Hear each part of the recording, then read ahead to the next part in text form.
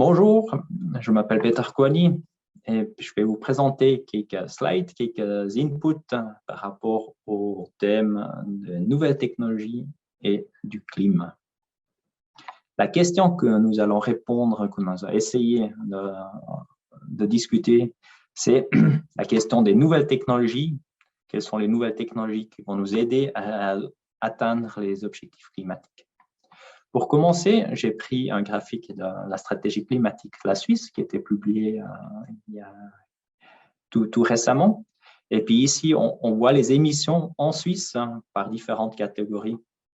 Et puis si nous prenons par exemple l'année 2020, nous voyons que dans le bâtiment, nous avons des émissions CO2, c'est les chauffages à mazout, à gaz, que nous voulons réduire à zéro d'ici 2050.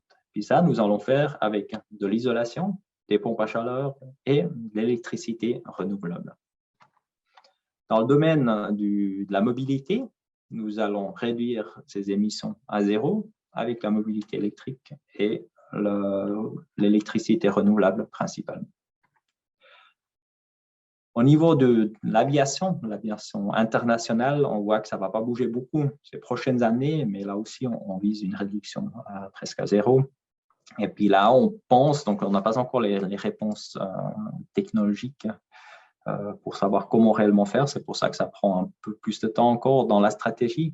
On mise aujourd'hui beaucoup sur les carburants synthétiques qu'on peut produire avec l'électricité renouvelable.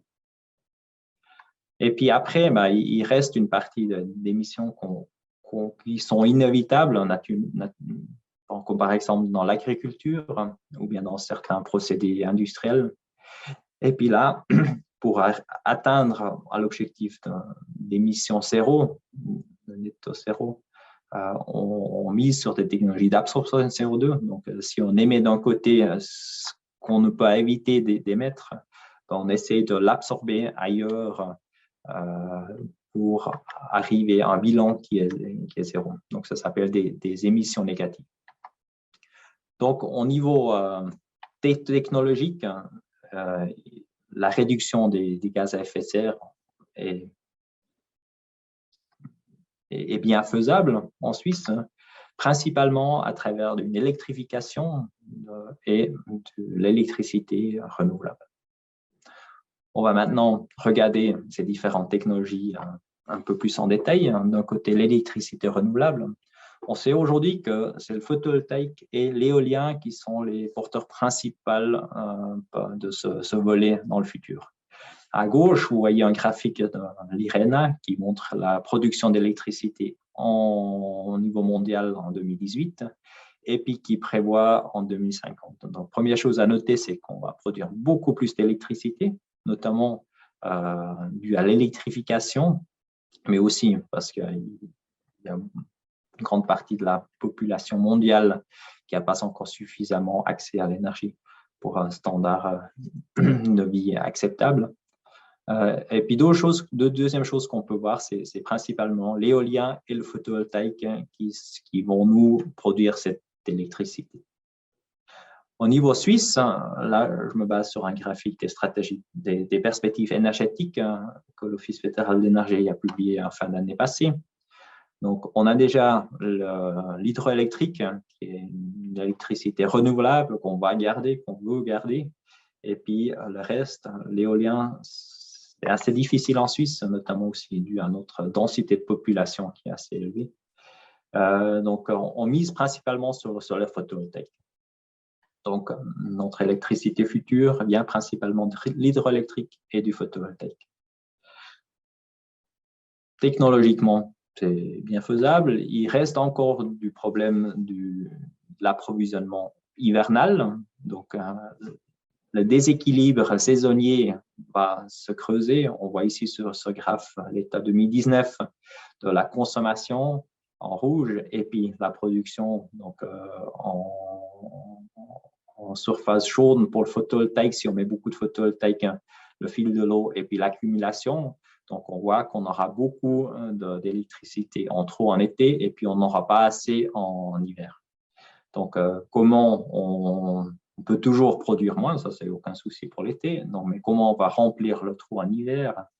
technologiquement, il y a plusieurs variantes imaginables, faisables, possibles. Donc, on peut importer de l'électricité qui vient du nord de l'Europe, ou bien l'électricité éolienne, ou bien on peut importer des carburants et combustibles synthétiques des endroits, des meilleurs endroits au monde, qui sont notamment le Chili, où il y a beaucoup de vent et du soleil, le Sahara, l'Islande, pour des installations de couplage chaleur-force qui produisent d'une façon très efficiente l'électricité et la chaleur qu'on aura besoin en hiver.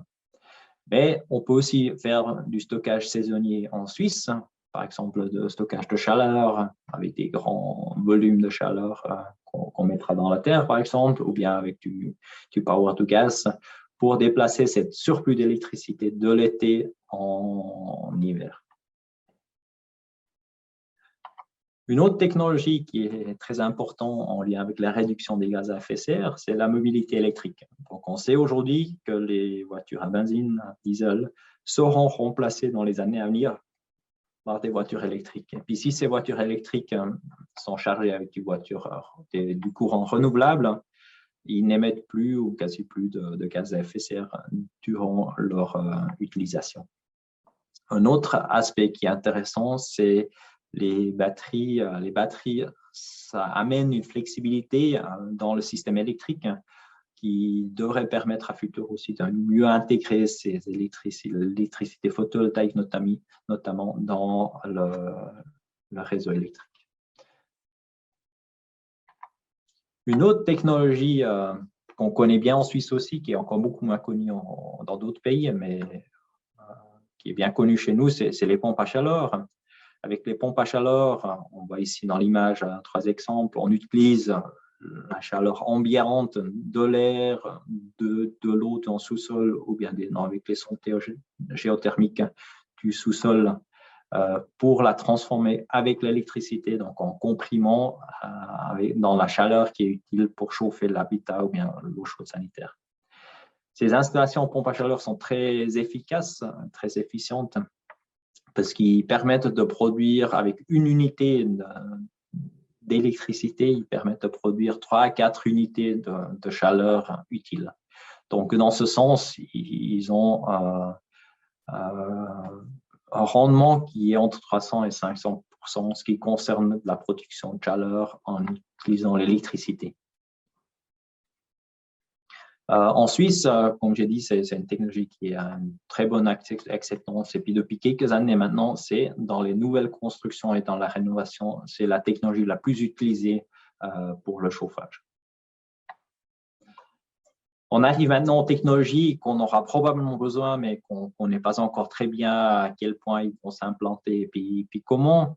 On parle ici des carburants et combustibles synthétiques. On parle aussi du power to gas. Donc, le power to gas, c'est un process dans lequel on utilise de l'électricité, de préférence renouvelable, avec de l'eau pour créer dans un électrolyseur de l'hydrogène et l'oxygène. Ce qui nous intéresse, donc l'eau, c'est de H2O. Donc, chimiquement, le H2O, on le transforme en H2 et O2.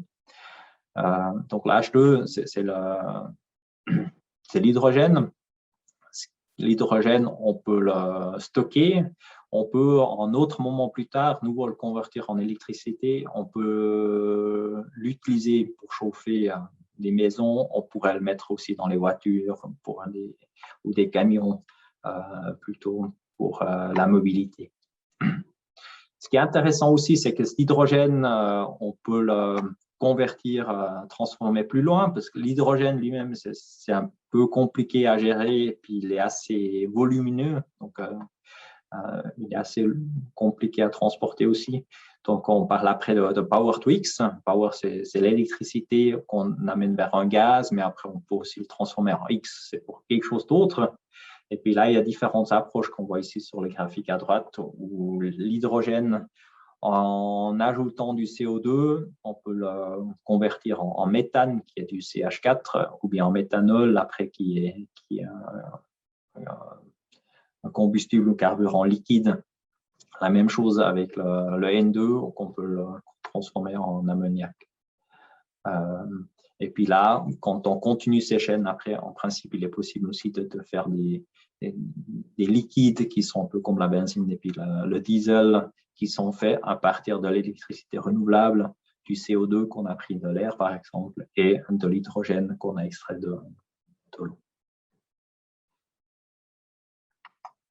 Une autre technologie, d'autres types de technologies qui sont encore assez nouvelles, où on ne connaît pas encore très bien dans quel sens ça va aller, c'est les technologies d'absorption de CO2. C'est pour ces émissions négatives, on ne peut pas extraire partout, on peut pas réduire à zéro les émissions de CO2 partout.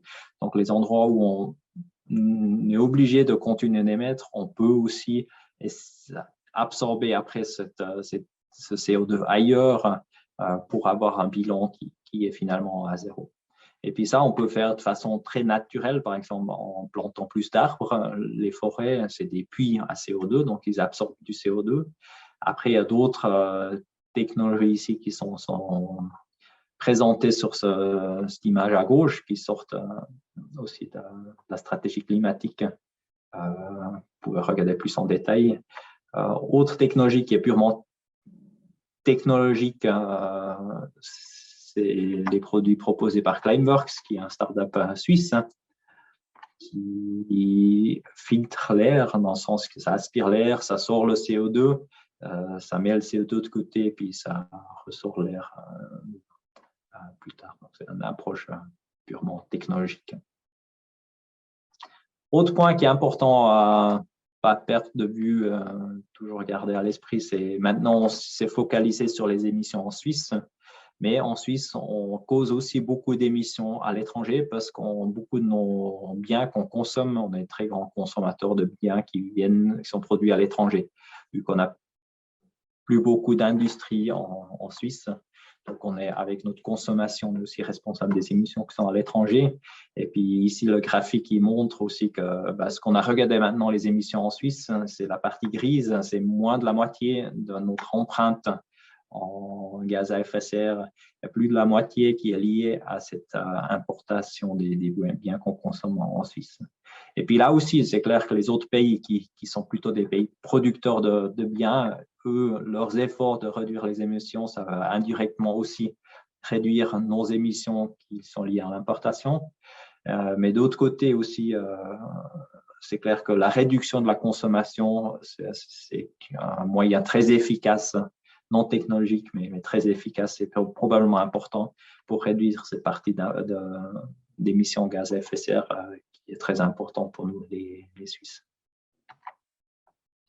Donc, au niveau du résumé et puis des conclusions, donc, pour moi, je trouve que le photovoltaïque, les pompes à chaleur, les voitures électriques, c'est les trois technologies les plus importantes pour réduire les gaz à effet de serre.